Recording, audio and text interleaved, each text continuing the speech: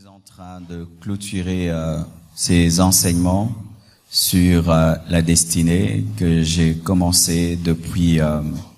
c'est depuis quand que j'ai commencé ces enseignements? Février? Janvier, février, mars, avril. Et là, nous allons finir aujourd'hui. Et vendredi, je vais clôturer ces enseignements sur la destinée. Et à partir de mardi, nous allons commencer le séminaire sur fouiller l'impudicité. La matière est dense. Je sens que je ne saurais pas finir. Alors après même le séminaire, je vais continuer ces enseignements sur fouiller l'impudicité jusqu'à finir. Amen. Je ne suis pas pressé de finir quand je prêche. Je trouve qu'il est bon de s'attarder pendant longtemps sur un sujet jusqu'à ce que la substance soit vraiment reçue. Amen. Le dimanche passé, j'ai parlé sur la mission, la destinée familiale. J'ai parlé des stratégies, j'ai parlé du temps, beaucoup de choses, et je crois que ça sera un livre. Amen. Ouais, vraiment, il faudrait que ce soit un livre, et je demande à notre département du livre de vous procurer toutes ces audios et préparer un livre que nous allons offrir au monde entier. Aujourd'hui, le thème de mon message, c'est la place de l'homme de Dieu dans la destinée.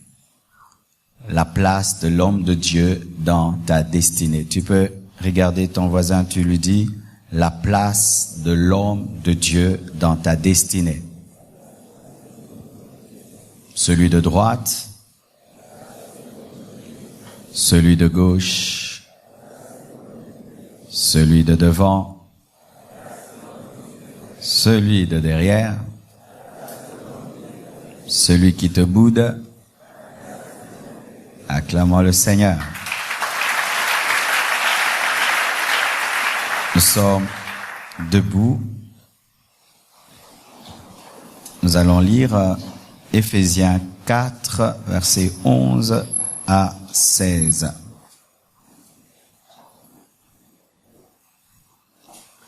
Éphésiens 4, 11 à 16. Vous y êtes? 1, 2, 3. Nous lisons. Et il a donné les uns comme apôtres, les autres comme prophètes, les autres comme évangélistes, les autres comme pasteurs et docteurs pour le perfectionnement des saints en vue de l'œuvre du ministère et de l'édification du corps de Christ, jusqu'à ce que nous soyons tous parvenus à l'unité de la foi et de la connaissance du Fils de Dieu, à l'état d'homme fait, à la mesure de la stature parfaite de Christ, afin que nous ne soyons plus des enfants flottants et emportés à tout vent de doctrine par la tromperie des hommes, par leur ruse, dans le moyen de séduction, mais que professant la vérité dans la charité, nous croissions à tous égards en celui qui est le chef Christ. C'est de lui, et grâce à tous les liens de son assistance, que tout le corps, bien coordonné et formant un solide assemblage, tire son accroissement selon la force qui convient à chacune de ses parties et s'édifie lui-même dans la charité. Acclamons ce passage riche de sens. J'ai oublié de saluer nos frères et sœurs qui nous suivent dans le monde entier par Facebook Live. Soyez les bienvenus dans ce culte. C'est vraiment un culte. Ne soyez pas distraits. Écoutez la parole de Dieu de tout votre cœur. Ne soyez pas distraits par les commentaires des uns des autres.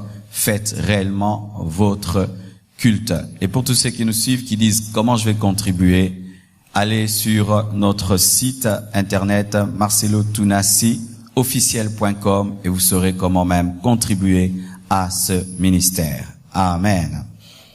Lorsque nous lisons Éphésiens 4, versets 11 à 16, nous remarquons ceci, que Dieu ne donne pas à l'Église comme donc le don de prophétie, le don de miracle, le don de discernement des esprits, le don de guérison, le don de foi, mais il donne aussi à l'Église, à ses saints, des dons d'hommes. Amen. Des hommes qui sont des cadeaux que Dieu donne. Amen. Car il est écrit, il a donné. À qui il a donné? Il a donné à l'Église des apôtres, des docteurs, des pasteurs, des évangélistes. Il a donné. Cela révèle ceci, que les hommes de Dieu sont des cadeaux de Dieu à l'Église. Amen. Je suis un cadeau de Dieu pour toi. Alléluia. C'est ce que la Bible révèle. Un homme de Dieu est un don, mais pas un don spirituel, un don d'homme, un homme que Dieu prend et te donne. Lorsque vous étudiez l'histoire du réveil, il y a toujours un homme que Dieu a utilisé. Que ce soit en Angleterre, aux États-Unis, que ce soit au temps de la Bible, il y avait toujours un homme par lequel Dieu est passé. C'est pourquoi la Bible, c'est l'histoire de Dieu avec des hommes. Amen. Ce n'est pas l'histoire d'un Dieu seul, non. C'est l'histoire d'un Dieu qui passe par des hommes. Et tu ne peux pas mettre d'un côté Dieu et d'un autre l'homme, et tu dis, moi, je m'occupe de Dieu, je n'ai que faire de l'homme, alors que quand tu lis la Bible, c'est Dieu, homme, homme, Dieu, Dieu, homme, Dieu. Et quand même Dieu a voulu sauver les hommes, il est devenu homme. Alléluia. Et pourquoi les 5 ministères sont donnés? Ils sont donnés pour qu'au travers d'eux, Dieu puisse amener l'Église à la perfection. Le Dieu parfait, au lieu d'amener lui-même son Église à la perfection, a décidé de passer par des hommes, dont des ministères pour perfectionner les saints et pour que ces ministères entraînent les saints à servir Dieu, les préparent dans l'unité et l'amour à l'enlèvement. Alléluia. Dieu pouvait le faire tout seul. Jésus pouvait venir sur la terre, il dit, Matthieu, j'ai pas besoin de toi, Jean, j'ai pas besoin de toi, j'ai besoin de personne, je vais faire mon ministère tout seul, et puis je mourrai à la croix, et puis il dit, d'ailleurs, n'allez pas dans la chambre haute, le Saint-Esprit viendra lui-même va évangéliser les gens. Ça ne s'est pas passé comme ça. Jésus, malgré qu'il était Dieu, malgré qu'il était omnipotent, il a pris des hommes imparfaits, il les a formés, il les a travaillés, et lorsque le Saint-Esprit est venu, même si c'est le tout-puissant Esprit, il n'est pas sorti à la porte pour prêcher, il avait besoin que Pierre parle. Et tant que Pierre n'avait pas parlé, personne n'était sauvé. C'est lorsque Pierre a ouvert sa bouche que le salut a été donné. Alléluia. Je suis en train de venir pour que tu comprennes, parce que de plus en plus, il y a des fausses doctrines sur le ministère, de sorte que les enfants de Dieu ne savent plus comment se comporter face à un homme de Dieu et ratent la bénédiction et ratent leur destinée. Alléluia. Dieu, dans ta vie, te donne un homme de Dieu pour que cet homme de Dieu te forme, t'enseigne et te prépare au retour de Jésus. Comme Hégaï a travaillé pour que Esther puisse épouser le roi Assyrus. Alléluia. C'est ça mon rôle. Quand Dieu m'a appelé, quand il m'a mis à part, c'était pour qu'il m'offre à l'Église, qu'il m'offre à vous, afin que je travaille à vous enseigner, à vous prêcher pour que vous ressembliez à Christ, que vous parveniez à la perfection et que vous soyez enlevés. Ça veut dire ceci, que si je n'arrive pas par le ministère à vous amener à la perfection et je n'arrive pas à vous amener à servir Dieu et je n'arrive pas à vous préparer au retour de Jésus, j'ai échoué. Que vous soyez devenus riches, que vous soyez mariés, que vous ayez des comptes en banque et tout le reste, si je ne vous prépare pas au retour de Christ, je suis un don qui a raté son but. Mais ça veut dire encore ceci. Ça veut dire aussi que lorsque tu te sépares d'un homme que Dieu t'a donné pour te préparer au retour de Christ, tu peux tomber dans les mains d'un serviteur du diable qui viendra seulement te préparer à régner sur la terre et à oublier le ciel. Faites très attention. S'il y a des hommes de Dieu, il y a aussi des hommes de Satan.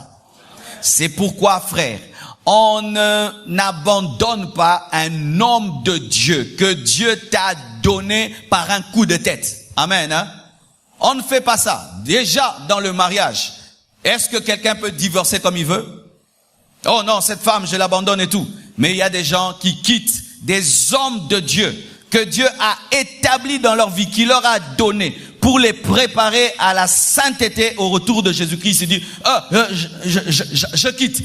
Et tu vas dans des mains des gens qui n'ont pas l'enseignement qui te nourrit, la parole qui te forme, parce que seulement tu as décidé, oh je m'en vais. Tu t'en vas pour écouter quel genre de message, pour être préparé à quoi? Alléluia. Car les fidèles, vous quittez les églises comme vous voulez. Frères et sœurs, la Bible ne dit pas cela. La Bible dit, n'abandonnez pas vos assemblées, comme c'est la coutume de quelques-uns. Un verset qu'on ne prêche plus dans les églises aujourd'hui, tellement que nous sommes habitués et nous vivons des exodes spirituels. Nous aimons tellement les exodes spirituels dans les églises. Les églises, au lieu de grandir par évangélisation, grandissent par vol des fidèles.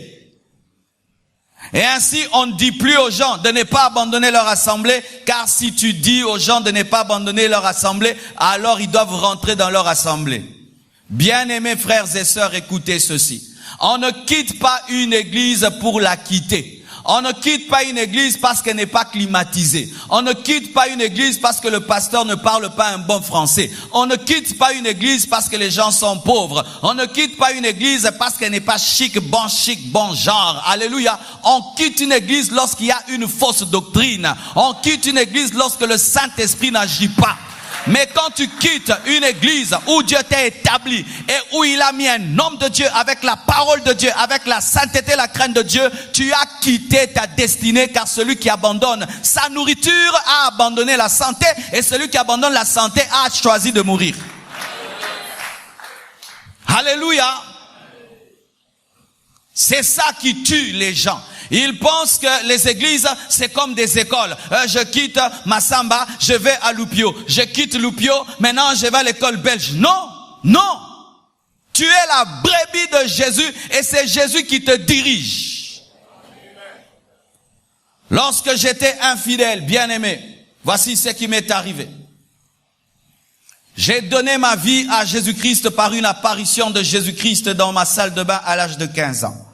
Après 15 ans, j'ai refusé de fréquenter les églises car malgré que j'étais converti, j'avais du mépris pour les pasteurs et j'avais du mépris pour les églises. Ainsi, je lisais la Bible à la maison jusqu'à ce que j'ai perdu ma Bible et que j'ai commencé progressivement à retourner dans le monde car j'étais un chrétien sans communion fraternelle et sans pasteur. Un chrétien sans communion fraternelle et sans pasteur. De plus en plus, il y a des tels chrétiens. Vous êtes des monstres. Vous êtes des monstres. Ils appellent ça, moi je prie à la maison. Plus intelligent que Dieu. Plus sage que Dieu. Il n'a pas besoin de communion fraternelle. Il n'a pas besoin de la famille spirituelle. Quel est ce Saint-Esprit qui peut t'engendrer dans une famille et te dire d'être dans ton coin dans cette famille? Ce n'est pas le Saint-Esprit qui pousse les gens à refuser d'aller à l'église et de prier à la maison. Et car même s'il y a 1000 fausses églises, il y aura toujours une bonne église. Oh non, parce que les églises, tu es déçu par 2 églises et puis tu dis que toutes les églises sont fausses. Tu vas dans un magasin, tu achètes une nourriture avariée et tu dis que tous les supermarchés vendent de la nourriture avariée. C'est injuste. Et parce que tu es déçu par une église ou 2, tu décides de rester à la maison. Et je restais à la maison jusqu'à ce que je sois rentré dans le monde. Vous qui félicitez ces gens qui ne prient pas, qui restent à la maison, est-ce que vous savez ce qu'ils vivent? Ils meurent spirituellement. Ils ne grandissent pas dans la parole. Ils ne grandissent pas dans la crainte. Car la communion fraternelle était l'une des puissances de l'église primitive. Acte 2 nous dit, ils persévéraient dans la communion fraternelle et tu ne peux pas être plus biblique que la Bible. Alléluia. Même pour préparer les examens d'État, même si un étudiant est très intelligent, il se met en groupe. Alléluia. Rien que pour l'examen d'État. Et l'enlèvement, c'est plus que l'examen d'État. C'est l'examen d'État des examens d'État. Et il faut aller dans les maquis. Et les maquis, c'est l'église. C'est souvent l'orgueil qui nous amène à aller dans notre coin et dire je n'ai pas besoin d'avoir un pasteur, je n'ai pas besoin de l'église. C'est l'orgueil. Le Saint-Esprit ne dit jamais ça à quelqu'un. Paul, le grand Paul, rencontré par Jésus-Christ sur le chemin de Damas, Ananias l'a conduit où? Vers l'église. Vers l'église alors qu'il avait une grande expérience. Et là, frère, j'ai abandonné le Seigneur et personne pour me suivre, car si tu pries à la maison, qui va te suivre? Qui saura que tu ne pries plus? Qui saura que tu as abandonné Dieu? Qui saura? Je me suis converti et je ne fréquentais aucune église, je n'avais pas de pasteur. Quand j'ai abandonné Dieu, personne n'a su, personne n'a su. Ainsi, bien-aimé, je me suis vautré dans le péché 7 fois plus qu'auparavant. Dans ma vie s'est accomplie la parole qui dit que lorsqu'un démon quitte un corps, il s'en va et il revient 7 fois plus fort, avec d'autres démons 7 fois pire. J'ai commencé à commettre des péchés que je ne commettais jamais. Mais Dieu, par sa grâce et sa miséricorde, m'a ramené à lui. Un jour, je suis allé dans une église et quelqu'un prêchait et je suis revenu à Dieu. Et là, j'avais décidé de fréquenter une église. J'avais choisi, selon mon rang, selon ma classe sociale, ma famille, d'aller prier dans une grande église, une église des riches, une église dans laquelle on parle français et le pasteur était blanc. Selon moi, j'ai choisi une église par orgueil social, car tu peux choisir une église par orgueil social, et toute personne qui choisit une église par orgueil social n'est jamais nourrie. Il n'est nourri que de son orgueil. Il ne fait que présenter son pasteur et son église, la moquette de l'église, le français de son pasteur, mais cela ne transforme personne et n'engendre jamais de disciples.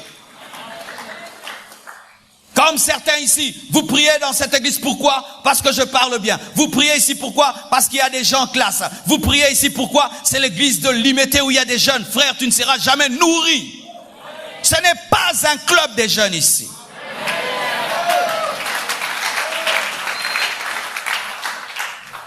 Et tu étais dans une bonne église, une église des pauvres, une église qui n'est pas connue, une église dont le pasteur n'est pas connu, mais c'était lui ton pasteur. Mais pas moi. Tu dis, oh pasteur, pourquoi tu dis ça? Tu veux pas que l'église grandisse? Je n'ai pas besoin de voler les fidèles des gens pour que l'église grandisse. Je n'ai pas besoin de voler un seul fidèle d'une église pour que l'église grandisse. Quand Dieu t'appelle, il te donne toujours un peuple. Toujours. Et là, bien-aimés frères et sœurs, j'ai commencé à vouloir m'approcher d'une église classe snob. Dieu m'a dit, tu n'iras pas là-bas. Alors j'ai dit, ça va. Comme là c'est loin, peut-être j'irai dans une autre église. C'était une église qui était dans mon quartier et le pasteur était chic, il était classe. Dieu m'a dit, pas là-bas. Et il m'a dit, tu iras dans cette église-là. Quelle est cette église? C'était l'église à côté de chez nous, à côté de notre maison. C'était l'église d'un pasteur qui parlait pas un français que je voulais. Une église de 20 personnes qui n'avaient même pas les moyens d'acheter des bonbons, qui n'avaient même pas l'argent pour la sonorisation, ni l'argent pour mettre des rideaux, pour mettre des tôles, ni pour mettre la clôture. Lorsque nous prions, tout le monde nous voyait. Une église des pauvres, des analphabètes. Et ce pasteur, je le persécutais quand j'étais un païen. Je lui mettais la musique d'MC Hammer. Et Dieu m'a dit, tu vas prier chez ce pasteur-là. Ma famille méprisait ce pasteur. Mon père méprisait ce pasteur. Je le méprisais. Dieu m'a dit, c'est lui ton pasteur. Qu'est-ce qu'il allait m'apprendre? J'étais plus instruit que lui. Qu'est-ce qu'il allait m'apprendre? Je parlais mieux français que lui. Qu'est-ce qu'il allait m'apprendre? Qu'est-ce qu'il allait m'apprendre? Tu penses que parce que tu sais parler français que tu connais Dieu? Tu penses que parce que tu as beaucoup étudié que tu connais Dieu? Tu penses parce que tu viens d'une bonne famille que tu connais des choses? Tu peux être un tonneau vide, mais un beau tonneau vide. Et j'étais un beau tonneau vide. Et je suis allé prier dans cette église. Aujourd'hui, je prêche dans le monde entier. On aime mes messages. Mais qui m'a donné ces messages? J'ai reçu ça dans cette église-là. Ce message qui bénit le monde entier. Qui bénit le monde entier. Et d'ailleurs, il y a des gens qui disent que je suis fils de Bénin. Moi, je ne suis pas fils de Bénin. J'ai été baptisé par le pasteur Viking Kita, que vous ne connaissez pas. Donc, vous ne le connaissez pas. Il n'est pas connu. Il n'est pas connu dans cette ville de Kinshasa. Si je vous amène là où j'ai été baptisé, vous ne croirez pas. C'est lui qui m'a baptisé. Dans l'eau d'Njili, une église de 20 personnes. C'est dans cette église que j'ai appris à chanter. C'est dans cette église que j'ai appris à prêcher la repentance, à aimer la repentance. C'est dans cette église que Dieu m'a brisé, m'a libéré de mon orgueil social, au point où maintenant, que tu sois riche, que tu sois pauvre, tu es mon frère. Je m'en fous de ton rang social. Je ne respecte pas quelqu'un parce qu'il est riche, qu'il est pauvre et tout le reste. Dieu m'a broyé, il m'a brisé. Au pied de qui? Au pied du pasteur Vicky. J'ai appris dans cette église à me mélanger à tout le monde. J'ai appris dans cette église que quand tu es chrétien, tu oublies ton rang social, ton niveau intellectuel. Dans cette église, j'ai appris que quand on se convertit, on est frères et sœurs. Dans cette église, j'ai appris que Dieu n'est pas tribaliste. Dans cette église, j'ai appris que la vraie richesse d'un homme, c'est sa spiritualité. Dans cette église, j'ai appris que la grandeur d'une église, ce n'est pas le nombre de fidèles, mais c'est la qualité. Dans cette église-là, j'ai appris à prier, j'ai appris à lire la Bible, j'ai appris à faire le porte-à-porte, j'ai appris à m'humilier, j'ai appris à transporter des bancs, j'ai appris à balayer, j'ai appris à chauffer le tam-tam, j'ai appris à être humble, j'ai appris à demander pardon, j'ai appris à pardonner. Dans cette église, j'ai appris tous les jours à me préparer au retour de Jésus-Christ. Il m'a enseigné toutes ces choses sans passer à la télévision. Il m'a enseigné toutes ces choses dans son mauvais français. Il m'a enseigné toutes ces choses parmi des personnes qui n'étaient pas glorieuses. Mais c'est là que Dieu a préparé le diamant que je suis devenu. Le diamant est formé dans les profondeurs de la terre qui est sale. Mais cette chaleur qui le cache, c'est cette chaleur-là qui le travaille et qui le traite. Mais si j'avais décidé d'aller dans cette autre église-là, je ne serais jamais devenu l'homme que je suis devenu. J'ai vu un homme qui prêchait des années à 20 personnes sans micro, de tout son cœur et des offrandes de rien du tout. Mais il prêchait tous les jours la vérité. Il m'a appris à dire toujours la vérité, à prêcher que les gens t'aiment et ne t'aiment pas, qu'ils donnent l'offrande ou pas. Il restait toujours dans la vraie parole. J'ai appris de cet homme et il a fait tout ça. Il m'a pas donné un diplôme, il m'a pas donné quelque chose, mais il m'a formé. Et jusqu'aujourd'hui, je suis en relation avec cet homme. Jusqu'aujourd'hui, je paye le loyer de son église. Aujourd'hui, je paye le loyer de cette église-là. Et il me bénit. Chaque fin du mois, il me bénit. Il me bénit. Et depuis que je prends soin de son ministère, mon ministère est béni. Un homme. Jésus n'est pas venu par un ange, il est venu par un homme. Il est venu par un homme qui n'avait pas l'apparence qu'il fallait. Car c'est pas parce que tu es Paul que Dieu va envoyer un Paul pour te former. Il va t'envoyer un Ananias. Un Ananias qui va t'ouvrir les yeux et qui disparaîtra, qui n'écrira pas les épîtres, mais si lui ne prie pas pour toi, tu ne verras pas et celui qui ne voit pas ne peut écrire. Vous qui voulez toujours que celui qui vous dirige soit supérieur à vous, plus fort que vous, c'est écrit où? C'est écrit où? C'est écrit où? Un analphabète peut être dirigé. Aujourd'hui, vous commencez à réclamer au pasteur d'avoir des qualités intellectuelles pour vous diriger, des qualités sociales. Si le pasteur a une grosse voiture, vous priez dans cette église-là. S'il marche à pied, c'est un petit pasteur. La grandeur du ministère n'est pas dans l'avoir. La grandeur du ministère, c'est dans l'appel. C'est dans l'appel. Je ne suis pas devenu un grand pasteur aujourd'hui parce que je voyage. J'étais déjà un homme de Dieu. Je ne suis pas devenu un grand pasteur aujourd'hui parce que l'église s'est remplie. Je l'étais lorsqu'on était à 3. Oh, tu es devenu grand. Jamais. Tu ne peux jamais devenir grand sans être grand. Et quand j'ai fait dans cette église, je crois, 2 ans, c'était un homme qui formait merveilleusement les fidèles. Mais j'ai commencé à sentir au-dedans de moi quelque chose. Je ne pouvais définir cette chose. Je ne pouvais dire qu'est-ce que c'était. J'étais un nouveau converti. Mais je sentais en moi quelque chose.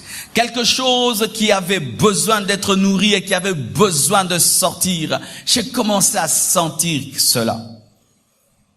Et nous, en ce temps-là, lorsque nous prions, nous n'étions pas dans ces rivalités d'église et ces divisions d'église. Les frères et sœurs, lorsqu'ils revenaient de leur culte, et on se rencontrait, on partageait. Toi, on vous a prêché quoi dans votre église? Qu'est-ce qu'on vous a prêché là-bas? Et on me parlait d'une église. Et je sentais dans mon esprit qu'il fallait que j'aille, mais j'étais lié à mon église. Je sentais que le pasteur avait fini sa mission dans ma vie. Et il fallait que je puisse aller ailleurs pour être formé. Mais j'étais attaché à cette église. Jusqu'à ce que Dieu a permis des problèmes. Car lorsque tu ne comprends pas le plan de Dieu et que tu es Abraham et tu n'arrives pas à te séparer de Lot, il fera qu'il y ait des problèmes afin que vous vous séparez. C'est pourquoi certains d'entre vous, vous avez quitté vos églises par des problèmes parce que Dieu t'avait dit que c'était un temps périmé et alors Dieu a permis que la péremption te crée des problèmes gastronomiques. Et des prophéties ont commencé. Une jeune sœur a commencé à donner des prophéties. Au début, c'était des vraies prophéties. Mais lorsqu'elle était remplie d'orgueil, parce que les cultes commençaient à tourner autour d'elle, et ça, c'est un défaut. Une église ne doit jamais tourner autour d'un prophète. Ou vous attendez que le prophète vienne pour que le culte commence. Et s'il ne prophétise pas, vous le poussez à prophétiser. Et elle est tombée dans l'orgueil, elle a commencé à donner des fausses prophéties jusqu'à dire des faussetés sur mon père. Et je vous épargne des détails faute de temps. Et mon père a appris cela, il m'a interdit de prier dans cette église. Et j'ai commencé à prier.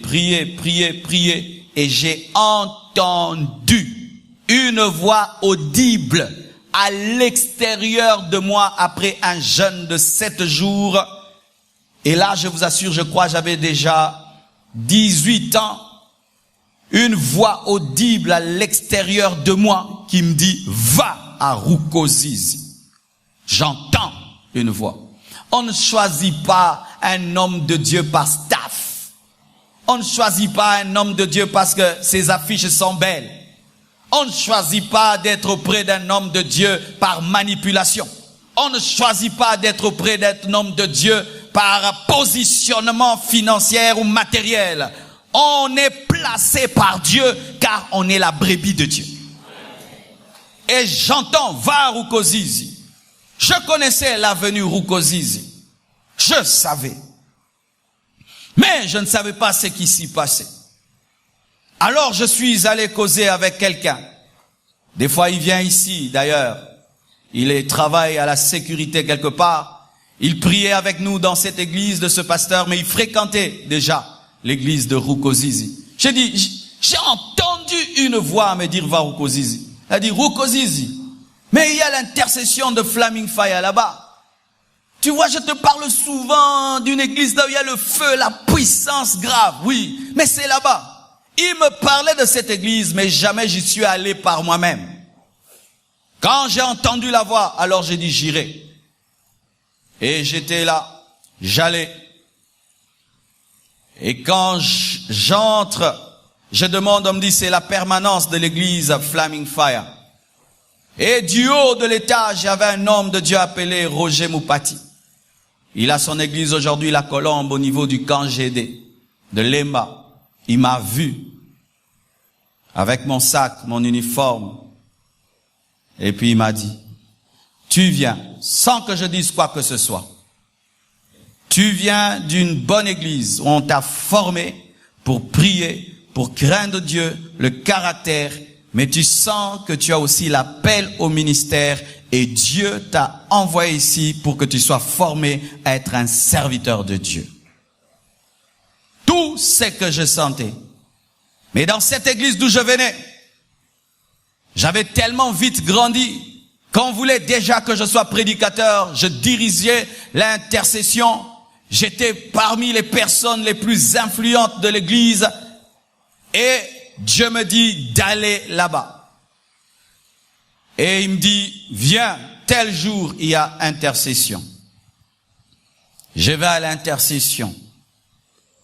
Quand j'entre à l'intercession, et on commence à prier, mon esprit me dit, c'est ici. Mon esprit me dit, c'est ici. Et à la fois, l'esprit me dit, tu connaîtras des grands problèmes dans cette église, mais tu resteras, car je te formerai. Car des fois, vous tombez dans le piège de croire que si Dieu vous dirige dans une église, ce sera une église parfaite. Archi faux, archi faux. Ce n'est pas parce que Dieu te donne Rebecca qu'elle va te donner des enfants du coup. Rebecca venait de Dieu, mais pendant un temps, elle n'accouchait pas. Nous allons souvent dans les églises disant, Dieu m'a dit, nous attendons à aller chez un magicien, que le même jour que tu es là, tout change, tu es élevé le même jour. Archi faux, archi faux. C'est comme si on t'envoie dans une bonne école. Ce n'est pas du jour au lendemain que tu auras ta licence. Tu dois accepter le processus et tu dois être patient. Des fois, tu rates, tu ne comprendras pas les cours. Des fois, il y aura des professeurs qui vont t'énerver, mais tout cela fait partie de ta formation et de ta destinée. Les choses ne se passeront pas toujours comme tu veux. Car d'ailleurs, si tu es dans une école et les choses se passent toujours comme tu veux, ce n'est pas l'école, c'est la maternelle ou la récréation. C'est à la récréation que les élèves font tout ce qu'ils veulent. Mais quand le cours commence, tu ne fais pas ce que tu veux. Il y aura des cours que tu vas aimer et d'autres que tu n'aimeras pas. Mais tout fait partie de ta formation. Et quand vous allez dans une église, c'est pour être formé, brisé, taillé. Des fois, tu auras mal, mais ça fait partie des cours. Et Dieu m'avait déjà prévenu. Mais je sentais que c'était ici. Ces gens-là, quand ils ont commencé à prier, quelle puissance! Ils pouvaient être à 70 personnes, mais quand ils prient, c'est comme ils sont à 1000 personnes. Quelle vibration spirituelle! Mon esprit me disait, c'est ici. La chose qui était en moi disait, c'est ça que je voulais. Et pendant qu'on était en train de prier, l'orage commence. Je dis, on va arrêter la prière parce que rien n'était couvert. Je vois autour de moi, ils prennent des sacs, des bibles, ils enlèvent les chaussures, ils vont les mettre dans le salon, ils rentrent. J'ai dit, je suis venu dans quelle église? La pluie commence, dans la boue, ils continuent à prier. Quand ils lèvent les mains, ils les lèvent pendant 1 heure jusqu'à avoir mal aux mains et c'est interdit de les faire descendre. Quand il y a des éclairs, ils crient gloire à Dieu. Et ils continuent à prier. Les femmes ont des voix d'hommes, c'était terrible. Tout le monde a l'onction. Une église, tout le monde a l'onction. Tout le monde a l'onction. Vous voyez comme je parle là? Tout le monde était comme ça. Tout le monde. Une église qui était le 3/4 des serviteurs, 1/4 les bandits. C'était ça, Flaming Fire.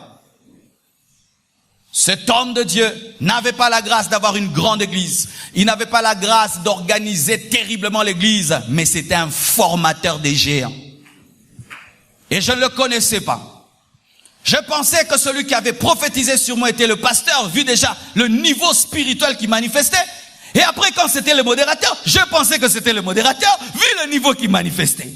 J'ai dit, mais ça c'est quelle église? Et puis on invitera le pasteur Capé. On l'appelait frère Capé. Il est venu en chemise. Il a pris sa Bible. Il a commencé à prêcher. Je ne comprenais rien. Mais mon esprit me disait, c'est ici. J'étais habitué à un certain style de message. Lui, il ne donnait pas de thème. Il prenait seulement la Bible, il commence à prêcher. Toi-même, tu donnes les thèmes. Il n'a pas d'introduction, il n'a pas de développement, il n'a pas de conclusion. Il parle, il parle, il parle. Et il parle quand il veut 1 heure, 2 heures, 3 heures. Si tu dors...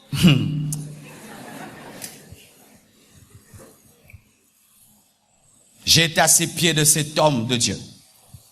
Et vous imaginez, d'où je venais, j'étais déjà élevé.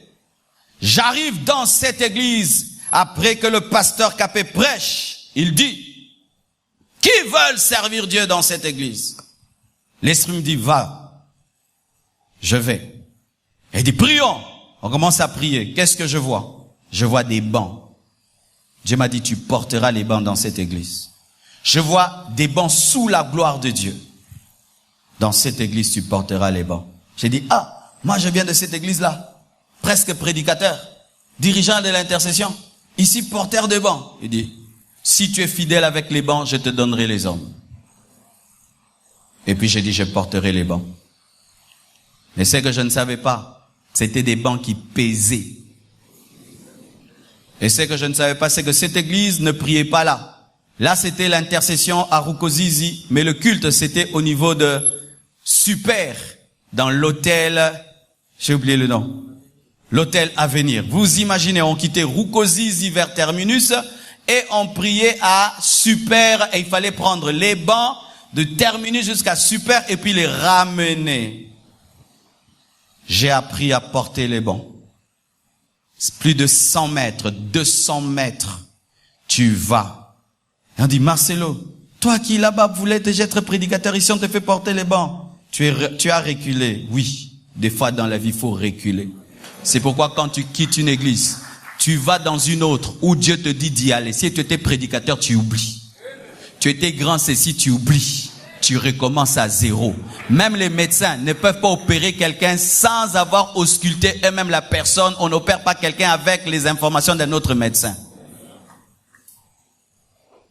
Un médecin, tu peux venir. Oh, j'ai ça. Qui t'a dit tel médecin? Moi, j'ai pas vu. Tu refais encore les examens. Oh, là-bas, j'étais. Moi, je ne te connais pas. Tu recommences. Si tu n'as pas l'humilité de recommencer, il ne faut pas venir. Arrêtez de nous imposer vos titres que vous aviez dans d'autres églises. Est-ce que nous, on te connaît? Est-ce que nous, on t'a formé? Dites-moi amen. Oh, dans l'église où j'étais, je prêchais. Oui, là-bas, tu prêchais. Est-ce que moi, je sais ce que tu prêches? Est-ce que je sais comment tu prêches? Avec quelle motivation tu prêches? Comment tu as commencé? Pour que du coup, parce que tu étais prédicateur ailleurs, ici maintenant tu dois être à côté de moi. Est-ce que vraiment même dans une équipe de football, c'est comme ça? Bandana, on a bande de touches. Alléluia. Ayez cette humilité-là. Ne venez pas avec vos galons, comme moi là-bas j'étais, là-bas je serai. Orgueilleux que tu es, tu n'es pas brisé et tu ne respectes pas les principes de la destinée. C'est pourquoi ta destinée dure et prend du temps.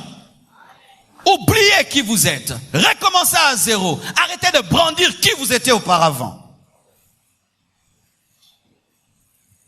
Et là, j'oublie tout. Je commence à porter les bancs. Là-bas, j'étais déjà proche du pasteur. Mais là-bas, je suis loin du pasteur. Et j'étais là. Porteur des bancs. Et je portais les bancs de tout cœur. Et vous imaginez, on était nombreux. Des fois, on portait les bancs ensemble. Mais il arrivait des fois que les amis sont fatigués, ils partent. Et toi, si tu veux partir, Dieu te dit, rentre, va porter les bancs.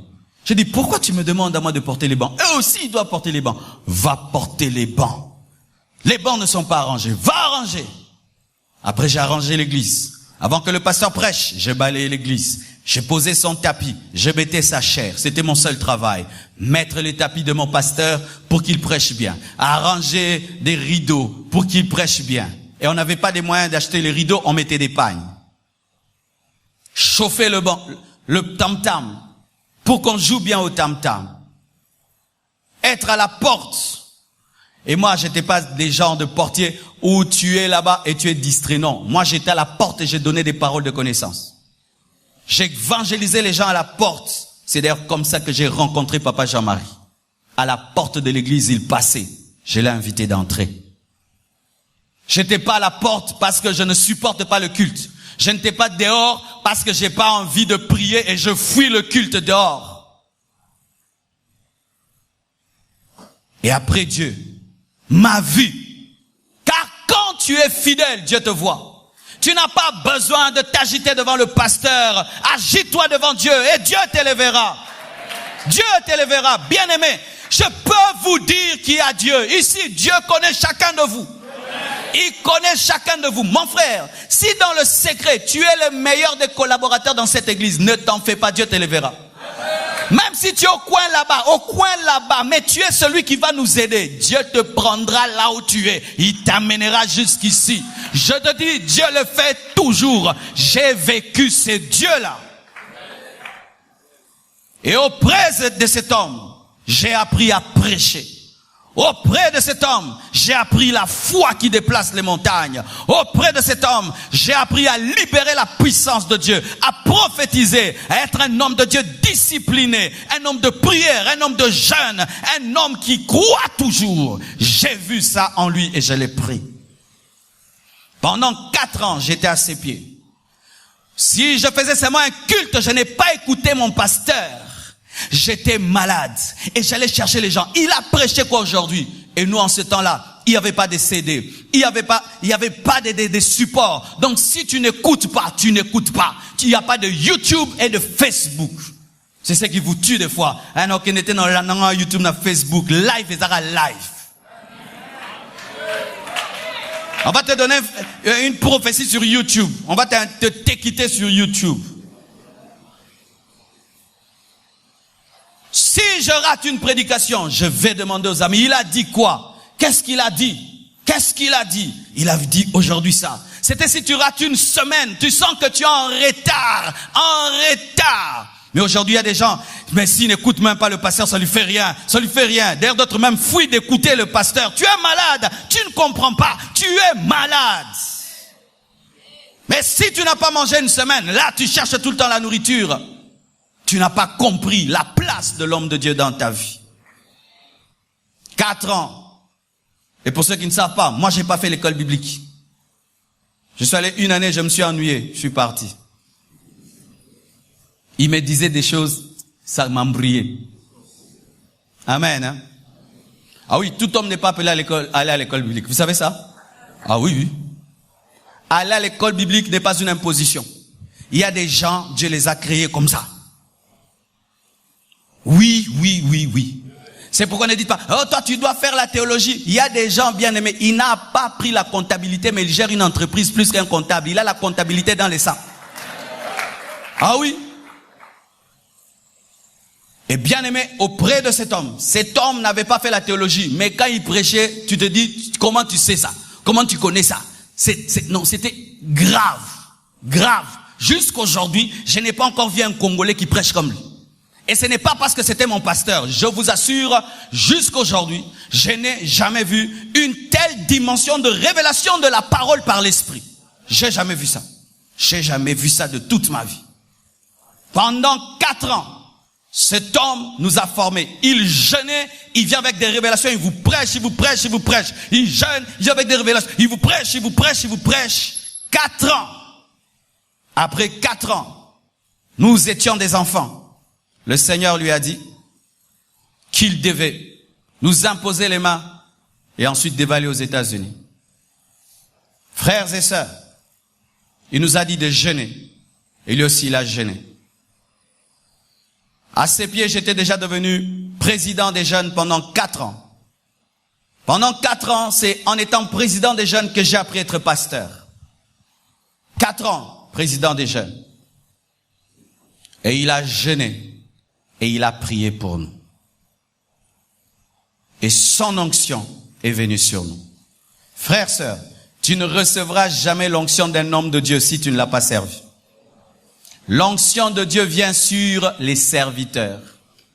Vous qui pensez que tu peux être là, tu viens seulement, tu cognes un homme de Dieu, puis tu reçois ton onction. Non, ça ne marche pas comme ça. Lisez la Bible. Tous ceux qui ont reçu l'onction d'un homme de Dieu avaient servi cet homme de Dieu. Élisée a servi Élie. Josué a servi Moïse. Les apôtres ont servi Jésus. et son onction est venue sur ma vie. Et je vous assure, je ne crois pas en ces choses où quand tu reçois l'onction, tu deviens orgueilleux. Quand tu reçois l'onction, tu deviens cupide, impudique. Non. Moi, quand l'onction de Dieu est venue dans ma vie, je suis devenu adulte. J'ai senti que j'avais reçu plus d'âge, plus de sagesse, plus de maîtrise. Je suis devenu calme, responsable. J'avais senti que j'avais reçu quelque chose dont je rendrai compte au dernier jour. J'ai commencé à avoir dans mes prédications plus de puissance, dans mes services plus de puissance, plus de grâce, plus d'ouverture. Tout ce que je faisais commençait à aller de l'avant jusqu'aujourd'hui. Et cet homme dont je vous parle, j'ai gardé la relation avec lui. Il n'y a pas plus de 3 jours, 4 jours, mardi passé, malgré qu'il est aux États-Unis, il est venu chez moi, il y a mardi passé, avec son épouse. Ils ont prié pour moi, j'ai pris mon offrande, j'ai béni son ministère. Ce n'est pas parce que je suis devenu ce que je suis devenu que lui n'est plus ce qu'il était.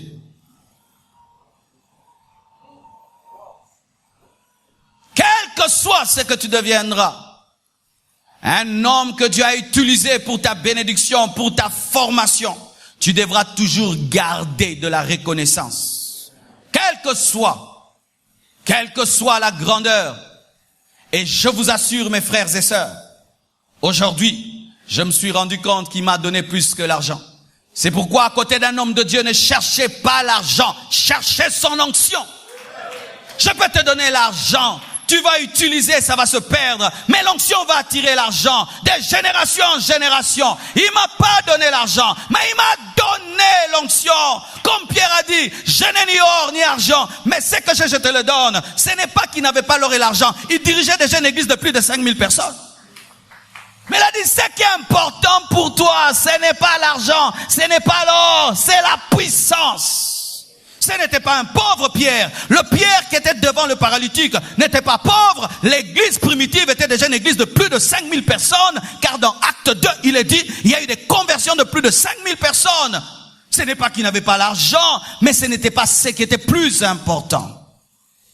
Ce qui est plus important entre moi et toi, ce n'est pas l'argent. Ce n'est pas l'argent. On va construire et tout là. Ce serait une grande église. Et des fois, vous tombez dans le piège. Ah, église, ah bah, 7000 personnes. Ah, si je deviens le collaborateur du pasteur, ma vie va changer. Si j'entre dans une église de 10 000 personnes, ma vie va changer. C'est pourquoi vous ne recevez pas l'onction, parce que vous cherchez l'argent. Vous cherchez l'argent. Bien-aimés frères et sœurs, l'argent peut te voler, mais la puissance de Dieu, c'est pourquoi même des fois vous êtes étonnés. Mais cet homme de Dieu, même s'il pêche, il y a l'onction. L'onction est Kangamara Moutou.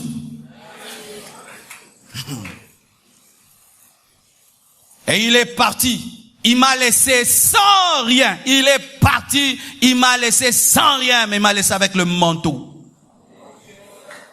En 96, il est parti. Il m'a laissé le manteau. Et quand je suis resté, Dieu m'a dit, entre en retraite. J'ai fait 1 année de retraite, 2 ans, de 96 à 98. Jeûne, veillé, jeûne, veillé, jeûne, veillé, jeûne, veillé, jeûne, veillé, jeûne, veillé, jeûne, veillé. Tu maigris, mais l'esprit grandit. Tu maigris, l'esprit grandit. Des miracles, des prodiges. Tu commences à comprendre et Dieu te révèle ton appel. Je t'ai appelé à ça, à ça.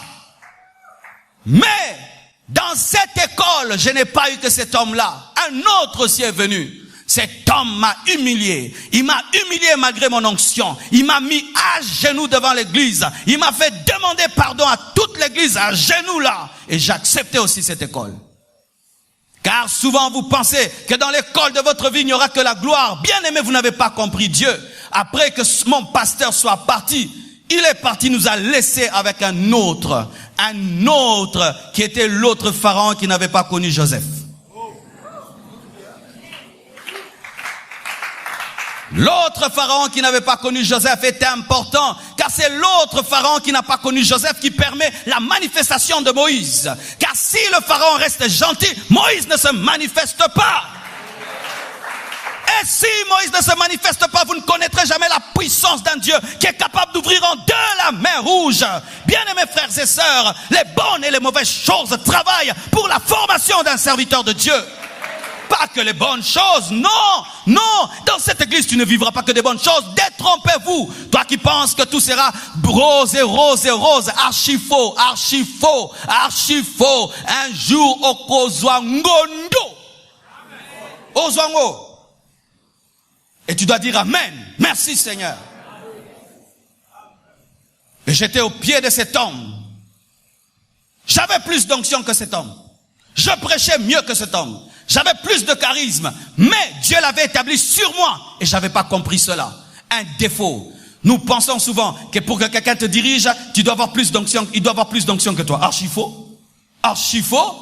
Il doit faire plus de miracles que toi. Il doit mieux prêcher que toi. Non. Ça c'est la méritocratie. Le Dieu de grâce peut établir un bègue pour qu'il soit prophète et toi qui ne bégaye pas comme interprète. Normalement, ce n'est pas comme ça. Moïse le bègue était le supérieur d'Aaron qui ne bégayait pas. Moïse le bègue était le supérieur d'Aaron qui ne bégayait pas.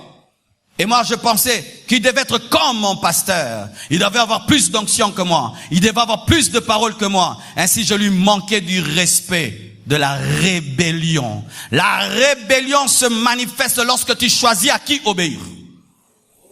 Lorsque tu vas dans une armée, on te dit que tel est colonel, tu te soumets au colonel. Azamou Kouse, Azamou Laï, Yende, à vos ordres, à vos ordres. Quel est ce militaire qui dit, je ne me soumets pas à celui-là. Si il est colonel et toi tu es caporal, à vos ordres, à vos ordres. Mais moi, je voulais qu'il soit à mon goût. C'est la rébellion qui nous amène à choisir des leaders à notre goût. C'est la rébellion qui nous amène à choisir des leaders à notre goût. La rébellion. Et qu'est-ce qui s'est passé? Je me suis rébellé à cet homme. Pensant quoi? Comme lui n'est pas mon pasteur qui avait prié pour mon ministère, ma rébellion ne fera rien. Archi faux. Dans le principe de l'onction et de l'autorité, lorsqu'une personne ointe délègue son autorité, l'autre a l'autorité. Et comme la personne ointe avait voyagé et avait dit, c'est lui qui devient votre pasteur, je devais me soumettre à elle comme si c'était la personne qui était allée aux États-Unis qui était restée. Si tu crois en Jésus et tu rejettes le Saint-Esprit, tu es perdu. Et je me suis rébellé à lui. Et en groupe, rébellion de groupe, rébellion de groupe. Tu sais, te rébeller seul, c'est grave. Mais se rébeller en groupe, c'est très grave. Vous savez pourquoi? Parce que vous vous encouragez dans votre rébellion. Vous vous donnez même des fausses visions, des fausses prophéties, des faux encouragements, pensant que Dieu est avec vous. Et on était en groupe dans notre rébellion et on passait notre temps dans des bêtises et des futilités. Je vous assure, c'est parmi les périodes les plus bêtes de ma vie, les périodes les plus bêtes de ma vie où je perdais mon temps à aller dans une maison qu'on appelait Kakije, parler du mal et du mal et du mal et du mal et du mal. Et pendant qu'on parlait du mal de lui, il grossissait. On parlait du mal de lui, il commençait à bien prêcher. On parlait du mal de lui, Dieu commençait à l'utiliser. On parlait du mal de lui, l'église commençait à grandir. On parlait du mal de lui et Makomenezo Simba. Et nous, on se desséchait et Dieu nous avait maudits. Maudit en cette période, une période maudite de ma vie. Parce que Dieu est dans l'autorité plus que dans l'onction. Toi qui au nom de ton onction, tu ne respectes personne, tu n'as pas compris. L'autorité plus que l'onction. Un caporal peut être plus musclé qu'un général. Le général est chétif, mais c'est lui qui peut te faire arrêter. Les généraux ne sont pas les hommes les plus forts de l'armée. Tu lui manques du respect parce que toi tu es ceinture noire et tu es béret rouge. Le général te fera arrêter alors qu'il est vieux. Parce qu'il a l'autorité même s'il n'a pas les muscles. C'est alors, frère, que Dieu m'a parlé. Il m'a dit, Marcelo, que fais-tu? 1. Quand je t'ai appelé, est-ce que tu étais dans un groupe? Non, je n'étais pas dans un groupe. 2. Vous vous battez pourquoi? Pour cette église, compte-la. J'ai compté l'église, cette église n'avait que 200 personnes. Mais vous êtes appelés à avoir des plus grandes églises que cela. Arrête de faire cela. Ne va plus dans ces groupes de critiques. Commence à prier, jeûner. Et je commençais à prier, jeûner. Et plus je priais, je jeûnais, Dieu commençait à former en moi le fardeau de la compassion. Mais il y avait cet homme-là que Dieu avait établi sur moi. Je savais que je ne pouvais commencer la compassion dans la rébellion. Il fallait que lui prie pour moi. Et imagine, Dieu t'envoie te soumettre à quelqu'un qui, vous ne vous entendez pas pour qu'il te bénisse. Mais tu as déjà des gens. Tu as déjà l'onction. Tu sens la puissance de Dieu sur toi. Tout pour commencer, mais Dieu te dit, lui doit accepter. Pour qu'il accepte, je suis allé jeûner. Jeûner pour que Dieu touche son cœur. Je suis allé le voir. Il a dit, d'accord, je vais prier pour toi. Et vous imaginez, depuis que mon pasteur avait prié pour moi en 96, je n'avais plus prêché là-bas. Il me donnera enfin le message le jour que j'ai parti. Et j'ai prêché. Quand j'ai fini de prêcher, il dit ceci. Non, on l'a pas chassé. Prie pour moi. Et je suis parti. Mais comme j'avais respecté même un instrument avec lequel j'avais des problèmes, la grâce de Dieu était sur moi. On a commencé à Bachi. Quand on est allé à Bachi, frère, c'était un endroit avec des herbes jusque-là. Des murs fissurés. Une maison inachevée. Un endroit où les drogués venaient passer du temps. Dieu dit ici. Et je cherche les propriétaires. Je trouve des métis costauds.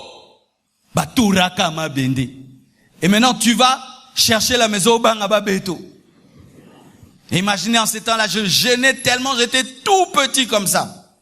Et puis tu viens leur voir. Dis, j'ai besoin de votre parcelle que j'ai vue là-bas pour mettre l'église. Et pour mettre l'église.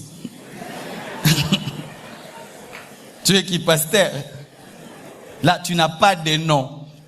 Tu es un habit sans griffes. Des cadeaux. Mais tu sens qu'il y a la chose. Je suis venu te dire, pour te dire que la destinée est un parcours, mais entre les mains des gens. Entre les mains des gens. Ta vie passera des mains en main, des mains en main, des mains en main et des mains en main. Toi qui ne veux pas les mains, tu n'as rien compris au Dieu que tu pries. Et je suis allé là-bas. Ils ont accepté. Frère, tu n'as même pas l'argent pour mettre une tôle, ni pour mettre un bois comme ça. Tu n'as même pas l'argent. On avait acheté des chaises en plastique 30. On les a mis sur le sable. On a enlevé les herbes. On a mis sur le sable. J'ai pris un tapis blanc que ma mère m'avait donné. J'ai mis là une chaire. On a demandé à un menuisier, prends le bois. Tchaboué, pa, boué, pa, bébéta, pa, tcha, pou. Pas d'instrument. Pas de drum. Rien du tout. Pas de nom. Un seul message. C'est-à-dire, tu prêches, tu ne sais pas ce que tu vas dire vendredi. Vous connaissez les fusils de l'ancien temps. Oh, pas au chargé, pas au chargé, pas. Nazegi bongo. Tu commences un séminaire de 8 jours. Osaka Materati 4e jour. Oh, yakuna, oh, yebite. Mais au pessitem. Yo mozo découvrir Matéa pendant qu'on était.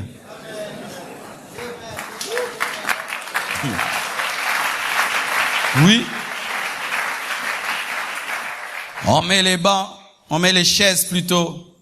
On prêche, des fissures, les gens passent, ils nous voient, ils se disent, regardez cet aventurier, regardez ces jeunes. Et je vais placer l'église à côté d'une grande église de Salongo qui existait déjà, qui fait des affiches. On dit, tu es fou. À côté de cette grande église, mais tous tes fidèles vont aller là-bas. Mais Dieu m'avait dit que même si tu es à côté d'un appelé n'a pas peur d'un autre appelé. Dieu t'a appelé, moi aussi il m'a appelé.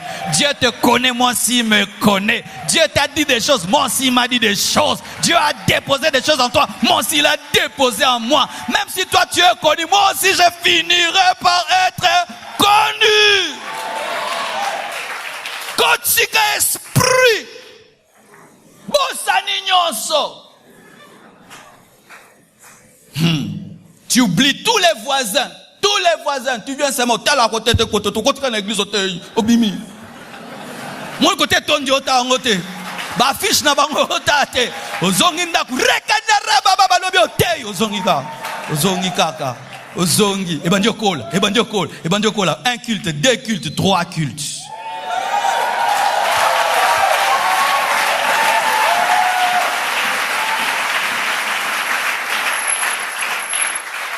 Je me souviens du premier jour. Le culte a lieu. Tu finis de prêcher. Tout le monde part. Et tu n'as pas de protocolaire. Qui va garder les chaises? Les gens sont partis. Je leur ai dit au revoir. Mais les chaises étaient là. J'ai classé les chaises. Je les ai amenées dans la maison inachevée sans toiture. J'ai classé les chaises là. J'ai dormi par terre en train de veiller sur 30 chaises blanches qui étaient toute ma richesse. Je dormais, je me réveille, je regarde si c'est là, toujours n'a pas volé, je dors. Je me réveille, je dors. Je me réveille, je dors. Et moi, quand je dors dans des mauvaises conditions, j'ai des boutons. Et le matin, je me réveille avec des boutons. On n'avait pas volé les chaises. Et puis j'ai dit, je dois voir aussi des protocolaires, hein. Je dois maintenant voir des gens. L'autre culte protocolaire, toi, tu deviens protocolaire. Et quand je partais, quand je disais aux gens, Amen, que Dieu vous bénisse, j'avais peur qu'ils partent pour du bon. Alors quand ils partaient, je disais, Seigneur, qu'ils reviennent. Parce que je ne sais pas si j'ai dit des bonnes choses pour qu'ils reviennent. Ils risquent de ne plus revenir. Alors l'autre jour, quand ils reviennent, je venais avant, j'avais un bureau, mais sans toiture. Sans toiture. Je recevais les gens aussi là-bas. Sans toiture, une maison inachevée. Et je regardais s'ils sont en train de venir. Boya, bazongi, nzabe, merci. Puis nazongi, frères et sœurs, recevez.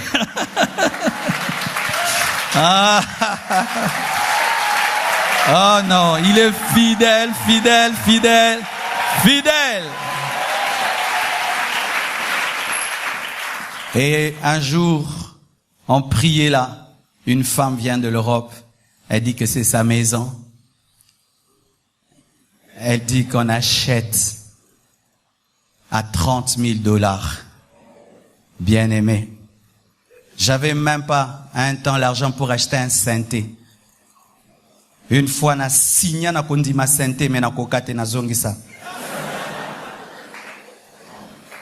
Au nom de Jésus, je prends le synthé, j'ai pris. On a commencé à jouer. J'ai dit dans un mois, tu auras l'argent. Un mois est passé, il n'y a pas d'argent. Le monsieur me dit, papa, baliaka dongo na sonité. Na zongisa. Les gens viennent à l'église, où est le synthé? Le synthé zongaki.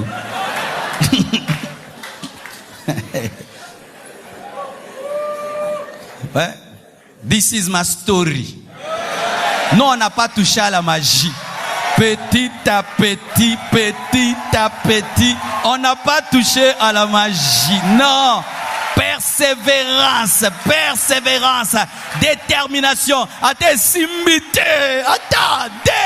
détermination. Dieu est fidèle. J'aimerais encourager quelqu'un, ne lâche pas, n'abandonne pas.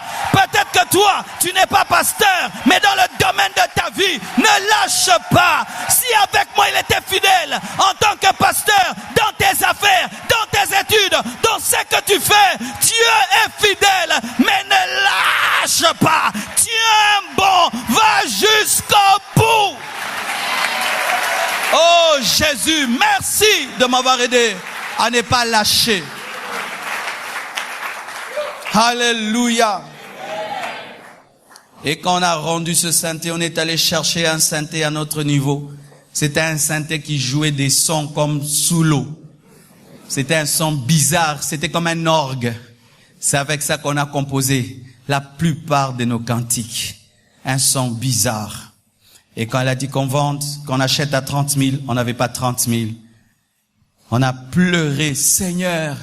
J'ai dit, Dieu, où vais-je amener ces gens? Où vais-je amener ces gens?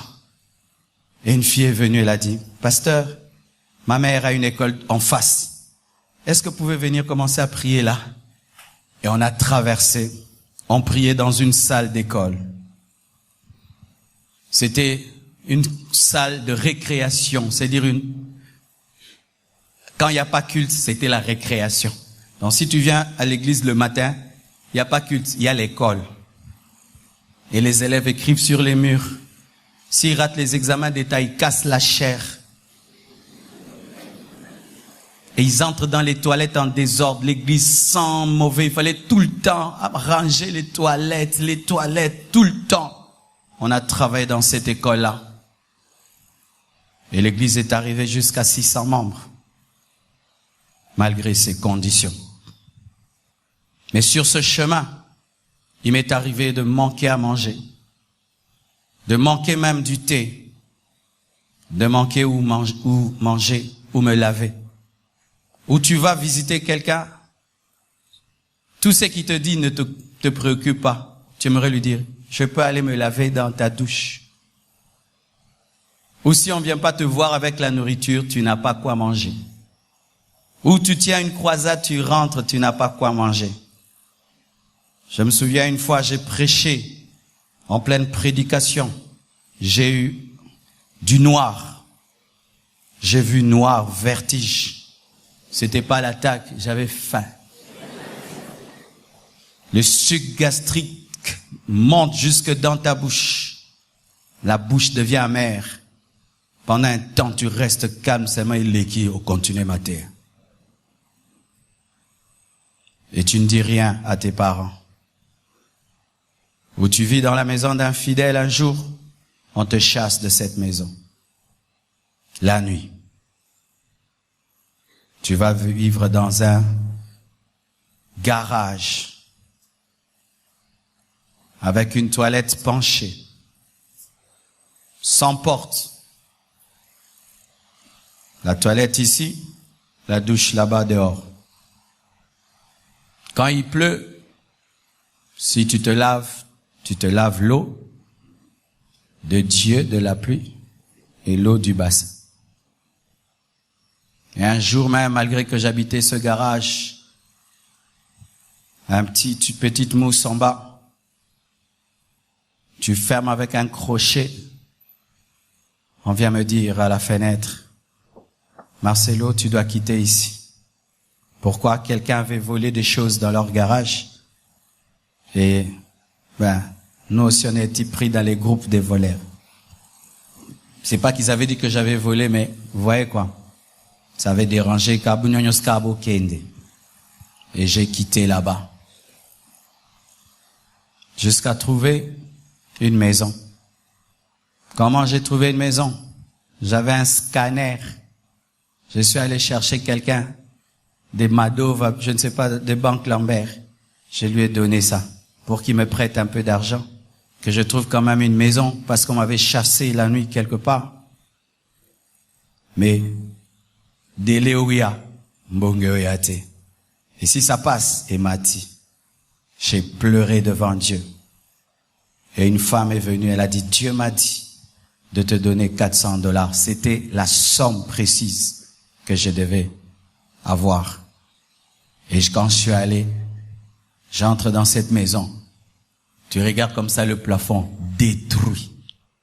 La cuisine, il fait noir, des rats gros comme ça, poilus. Donc tu vois le rat, tu as la chair de poule. Tu vois la toilette comme la toilette d'une prison. Une chambre qui sent mauvais. Seulement le salon était beau. Dieu me dit, prends ça. J'ai dit, ici, prends ça. J'entre dans cette maison. Si tu sors de la maison et il pleut, tu pleures. Parce que la pluie va tomber sur tous les meubles.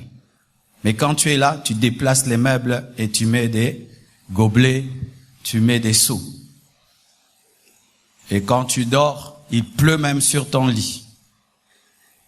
De sorte que je dormais en boule. Il pleuvait sur ma tête et sur mes pieds. Je devais faire ça. Comme c'est qu'il y a pampa, yozan kach.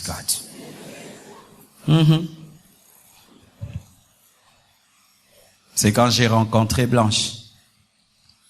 Blanche est venue me voir. Elle a utilisé mes toilettes une seule fois de toute sa vie. Quand elle a vu ça, elle m'a dit, ah, jamais plus. Ma cuisine, c'était quand tu cuisines, tes mains sont dans la cuisine, ton corps est dehors. Je mens. Oui, ma cuisine, c'était, tu cuisines dedans, mais t'es dehors. Il n'y a que la place que pour tes mains et pour le réchaud. Mais toi, t'es dehors. Mais je prêchais de tout mon cœur. Je prêchais. Ce que je vous prêche ici, c'est un cahier 2. 2003. C'est là que Dieu m'a donné des révélations fortes. Des révélations fortes. Et quand il me donnait, il me disait, Marcelo, tu vois ce que je te dis? Tu le diras au monde entier. J'ai dit, comment? Il m'arrivait des fois, je pleurais. Je dis, Seigneur, comment tu peux m'enseigner tout ça? Mais je dois dire ça au monde. Est-ce qu'on allume une lampe pour la mettre sous le boisseau? Mais je sentais au-dedans de moi que ce n'était qu'une école. Je sentais ça, je sentais. Mais des fois, je pleurais, mes frères. Mais tu peux pas le dire à quelqu'un. Vous savez, le bonheur d'être fidèle, c'est quand vous avez des problèmes, vous pouvez les dire à quelqu'un. Mais quand un pasteur a des problèmes, va les dire à qui? Tu dois toujours être heureux devant eux. Tu dois toujours montrer que tu es fort, alors que tu es un homme. Ça m'arrivait des fois de pleurer. Je me regarde devant le miroir et je me parle à moi-même. Courage, Marcelo, n'abandonne pas, sèche tes larmes. Ça va passer. Continue, ne t'arrête pas. Continue, ne t'arrête pas. Continue, ne t'arrête pas. Et puis je prenais mon courage. J'ai dit, je vais prêcher. J'avoue, je prêche. Je rentre. Mais l'iti au lali. Lali.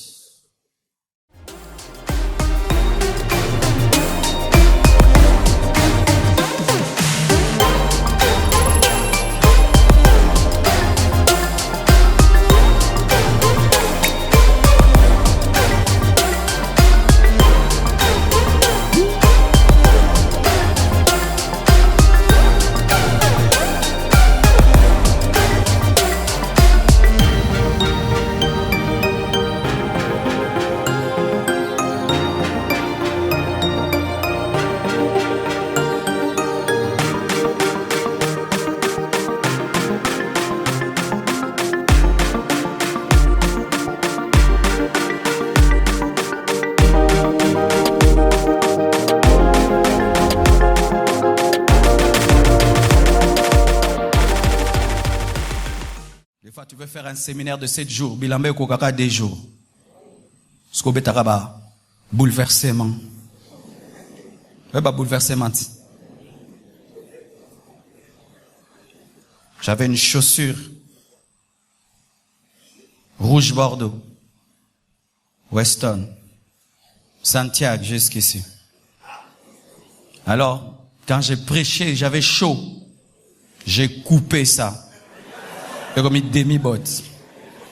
J'ai prêché, couleur et baby. J'ai repeint en noir. Bakati passe ta sombi, ça pas ta sika. Zoranga m'a na pété en peinture. This is my story. Et un jour, pendant que je prêchais, on siokaka, bêti boy, et gratté couleur à Kalebima. Parce que bloqué kaba côté mon kaka.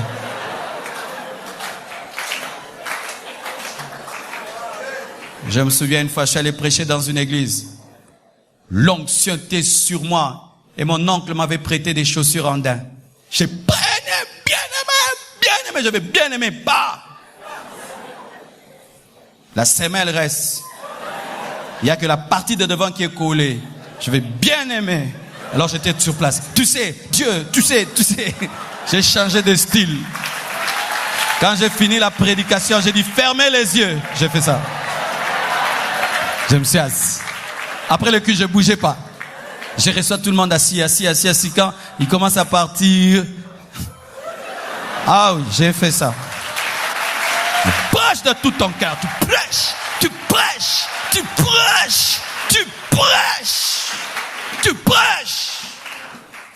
Seulement tu prêches. Alléluia. Je ne parle pas en vain. Je sais qu'il y a un homme qui devait entendre ces choses. Les gens que vous voyez grands ne sont pas nés grands. Ils se sont battus comme tu te bats là. Ils ont souffert comme tu souffres là. Mais ils n'ont pas lâché. Celui qui tient la charrue ne regarde pas en arrière. Et Dieu a eu pitié de moi. Un jour, un Mouloube est venu à l'église. Souvent, vous dites que je casse les balouba. Non, je les aime trop, c'est pourquoi je les attaque beaucoup.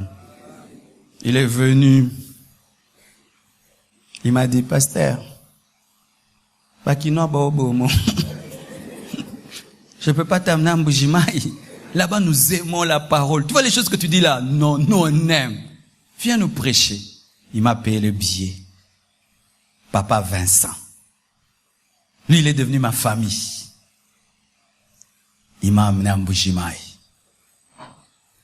Je prêche seulement les choses que je dis là. Il s'élève. Ah, n'est beau. Mais ça comme à terre. Je pose comme ça. Ah. Bien aimé, je suis allé mince. Je suis revenu gros. J'ai changé la garde-robe à Mbujimaï. Et j'ai pris une maison bien à la cité Mambutu. C'était bien. Et il payait mon loyer. Je me suis marié à Maman Blanche.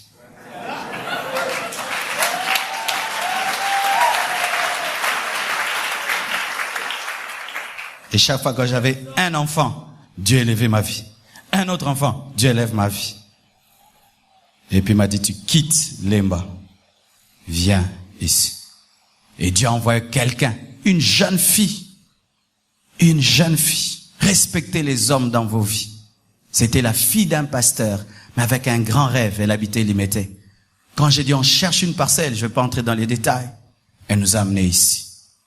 Un loyer de $1000. Non, on paye $180 à Lemba. Abisser, aux Andes Liboma. Tu nous vois, non? Paye un loyer de $1000. Dieu me dit, ici, avec des voitures. Plein de voitures. Et j'ai regardé ces voitures, j'ai dit, Dieu remplira les hommes comme il a rempli des voitures ici. Et un frère, papy, le jour qu'on arrive ici, on dit, c'est grand. Il m'a dit, pasteur, et ben de tonda nango ba 2 kills. Je dis, regarde celui-ci.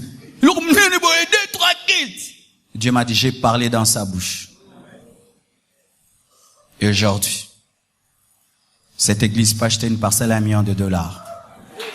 Aujourd'hui, nous sommes parmi les églises les plus suivies dans le monde, dont le message bénit le monde entier. Quand nous faisons les statistiques YouTube, même en Iran, les gens écoutent la prédication, même en Israël, en Arabie Saoudite, en Chine, en URSS. Cette année, j'irai prêcher en Hongrie, en Martinique. J'irai prêcher cette année à des footballeurs professionnels qui se sont réunis, qui ont loué le palais du Congrès pour que le tout petit Marcelo de Lemba, Kaviaker, Kimafiki, prêche. Pendant que je parle, ils sont en train de suivre dans le monde entier. Frères, sœurs, respectez les hommes de Dieu. Honorez-les. C'est vrai qu'aujourd'hui on prêche des choses. Oh, les hommes de Dieu exagèrent. Faites attention. C'est vrai. Il y a des faux. Mais ce n'est pas à cause des faux hommes de Dieu que vous allez manquer du respect aux vrais hommes de Dieu. Faites attention. Mon histoire, ce sont les hommes de Dieu. Jacques-André Verneau, un homme qui m'a aidé à être un pasteur qui prêche la sainteté, qui organise l'église, qui vit dans la discipline, avec la vision de mourir dans la discipline des hommes. Quelle est ta relation avec ton pasteur? Comment me traites-tu, frère? Comment traites-tu le pasteur Marcelo? Comment tu me traites? La manière dont tu me traites détermine comment Dieu te traitera. La manière dont tu traites l'envoyé de Dieu détermine comment tu traites le Dieu qui l'a envoyé. C'est pourquoi tu vois celui-ci, tu dis que Dieu te bénisse, il est béni. À celui-là, que Dieu te bénisse, il n'est pas béni. Je termine avec cette conclusion.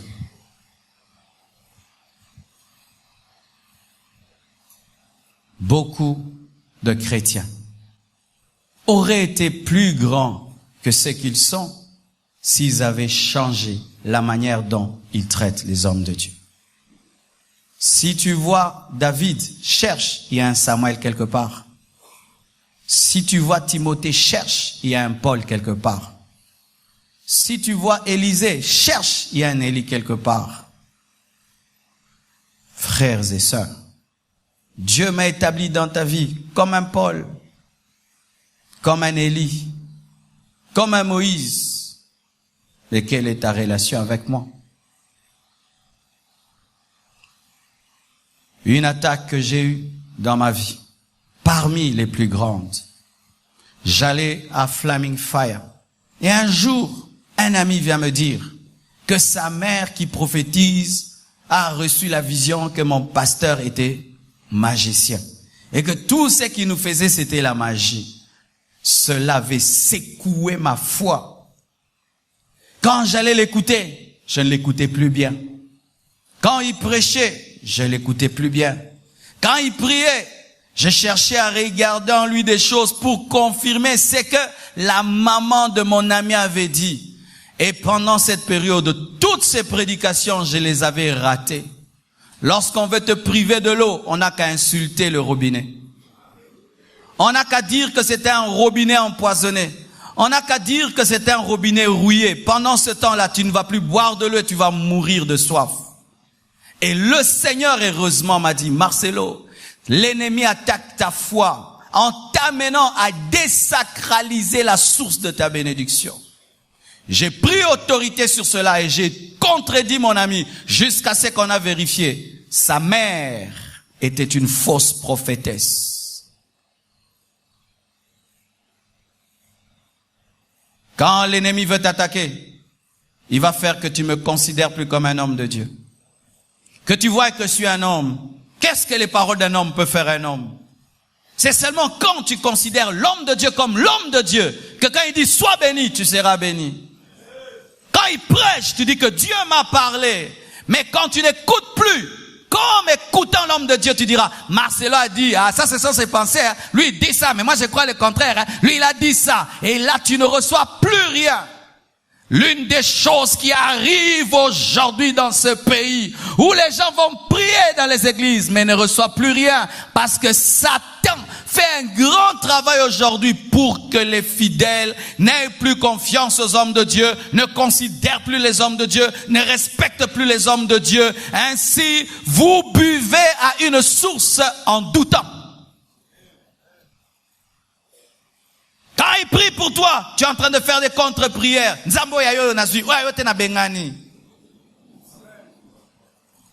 Oui, ton pasteur prie pour toi. Seigneur, si c'est toi, je reçois. Si c'est pas toi, je refuse. Mais tu perds ton temps, ne viens pas qu'on prie pour toi. Vous écoutez la parole comme mangeant les poissons remplis d'arêtes. Quand un poisson est rempli d'arêtes, est-ce qu'on le mange directement? On le mange et on fait attention. On le mange, on fait attention. Et les gens viennent à l'église. Il faut attention. Il faut attention. Ils ont peur, mais ils sont là. Ils croient pas, mais ils sont là. Ils doutent, mais ils sont là. C'est pourquoi vous ne grandissez pas et vous n'êtes pas nourris à 100%. Ou tu pries dans une église, mais tu viens discerner le pasteur. 1 année, 2 ans, 3 ans. Où tu n'as pas totalement confiance. Où tu peux aussi critiquer. Où tu peux t'asseoir, dire des mauvaises choses, mais aller quand même au culte. Dire des mauvaises choses, mais l'écouter quand même. Dire des mauvaises choses, mais demander sa prière. Dire des mauvaises choses et dire c'est mon pasteur. Mais comment tu seras béni? Surtout nous les francophones. Surtout nous les francophones. Nous touchons facilement aux hommes de Dieu. Facilement aux hommes de Dieu. Facilement aux hommes de Dieu. Facilement. Donc on n'a pas peur. Nous avons plus peur de l'électricité même que d'un homme de Dieu. Facilement. Parler du mal d'un homme de Dieu. Mépriser un homme de Dieu. Dire des choses sur un homme de Dieu devient une épidémie. Faites un peu le bilan de vos vies spirituelles. Tu demandes beaucoup de choses à Dieu. Est-ce que Dieu te les a données? Posez-vous la question. Ce n'est pas toujours la sorcellerie. Ce n'est pas toujours le péché. Des fois, c'est la manière dont tu traites les oins de Dieu. Des fois, je suis avec Sion. Il m'accompagne partout. Et puis il dit, pasteur, ta vie c'est comme ça. Aujourd'hui, j'étais avec Marco. Il dit, pasteur, c'est ça votre vie. Vous voyez seulement 16 heures, 1 heure que je fais ici, je descends. Non. Ma vie, c'est pas seulement 1 heure ici. Avant ça. Et après ça. Et maintenant, tu viens, tu touches. Est-ce que tu sais à quoi tu as touché? Est-ce que vous savez à quoi vous touchez? Tu vois quelqu'un à la télévision, tu touches. Et tu sais à quoi tu as touché? Tu le connais. Tu connais son secret avec Dieu. Tu connais son intimité avec Dieu. Tu sais les choses qu'il dit. Est-ce que tu le connais? La Bible même dit, qui es-tu toi pour juger le serviteur d'autrui? Qui tombe, qui se relève? Est-ce que c'est ton problème? Tu peux venir chez moi à la maison, tu commences à gueuler papy. Tu l'as engagé. Alors, est-ce que vous nous avez engagés? Vous nous avez appelés? Vous m'avez appelé? Vous m'avez appelé. Mais pourquoi vous prenez la place de Dieu dans la vie des hommes de Dieu? Alors que lui-même les a appelés. Et lui-même peut les tuer. Lui-même peut les enlever. Pensez-vous que Dieu a besoin de votre aide pour juger ses serviteurs? Il avait besoin de l'aide d'Israël pour juger Moïse. Lui-même a décidé, comme tu as fait, tu n'entres pas. Qui l'avait dit de le faire? Qui avait dit à Dieu de frapper Aaron lorsqu'il a fait le veau d'or? Personne. Quand Dieu veut juger son serviteur bien-aimé, il peut le faire même dans le sommeil. N'entrez pas dans des choses qui ne vous concernent pas. Et quand tu sens que tu ne peux plus respecter un serviteur de Dieu, quitte l'église, va dans une autre église où tu vas respecter le pasteur. Va loin du courant électrique.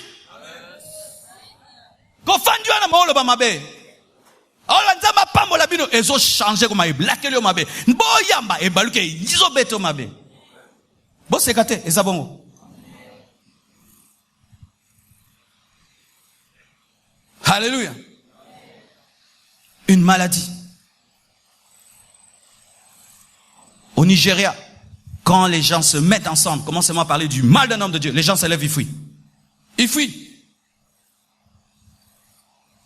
Des fois, nous venons ici. Tu te réveilles, tu dors à 0 heure. Tu te réveilles à 3 heures. De 3 heures, tu es en prière jusqu'à 5h30, 6 heures. Tu viens à l'église, 6h30. Tu fais le premier culte. Tu vas, tu dors 30 minutes. KO comme tout. Et puis tu dois avoir la force. Tu prêches encore.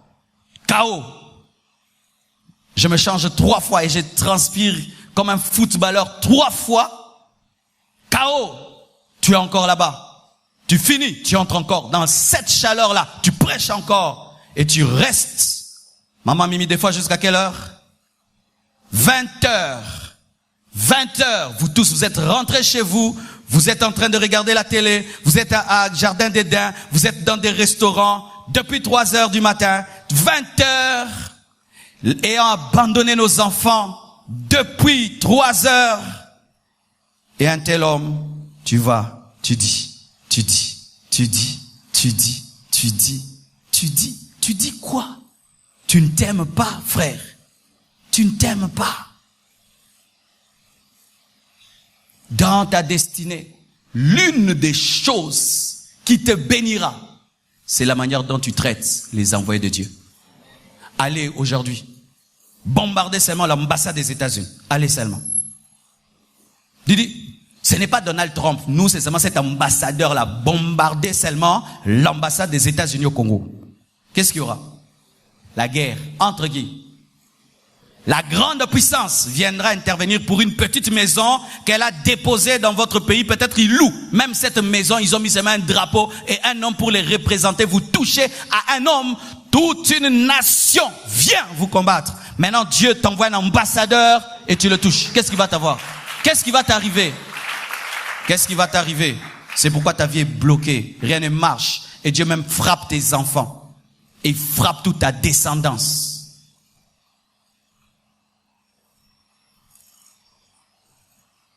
Et ceux qui aiment les hommes de Dieu, tu pries seulement comme ça. Ils sont bénis. Un jour, j'avais pas l'argent. Pas de moyens. Des fois, j'allais à l'église, frère. Je n'ai même pas l'offrande à donner. Pasteur, athée bien. Vous avez l'ôté. Vous voyez kayo. Kayo. Osoko tatana panier. J'ai dit, cet homme, je l'aime bien. Il me bénit ma vie. J'ai dit, ça va. Je vais faire que ma mère puisse l'inviter à la maison. Ma mère invite mon pasteur à la maison. Il mange. Il cause avec mon père. Et moi, je suis là, je suis heureux qu'il soit chez nous et qu'il cause avec mon père, ma mère. Et pendant qu'il mange, pouf, il donne une prophétie. Il dit à mes parents, vous voyez cet enfant? En ce temps-là, quand j'ai arrêté les études, j'étais le rejeté de la famille, les zéros de la famille, les ratés, les petits dinky. Où on te méprise. Et on considère tes frères. Parce que toi, tu as tout arrêté. Et il regarde mes parents. Il dit, voyez cet enfant. Il sera le plus béni de tous ses frères. Il sera un grand arbre sous lequel viendront s'abriter ses frères. Cette parole s'est accomplie dans ma vie. C'est accompli dans ma vie. Le jour qu'il devait partir aux États-Unis, il devait prier pour nous. J'avais rien à lui donner. Je lui ai donné ma chambre. Il avait besoin d'un endroit pour prier. Comme la tsunamite. J'ai dit, pasteur, prie seulement dans ma chambre. Il a préparé le culte dans ma chambre. J'ai arrangé la chambre, j'ai parfumé, j'ai tout mis bien. C'est tout ce que j'avais. J'avais rien d'autre. Il a prié. Et il est sorti de cette chambre. Et il faisait des services. Je disais, Bilo, quand on est dans la chambre, et il a prié pour nous. Quand il est parti, je suis rentré dans la chambre. J'ai dit, Seigneur, il t'a prié ici. Je sais que tu es toujours ici. Donc moi aussi, je vais ces choses ici.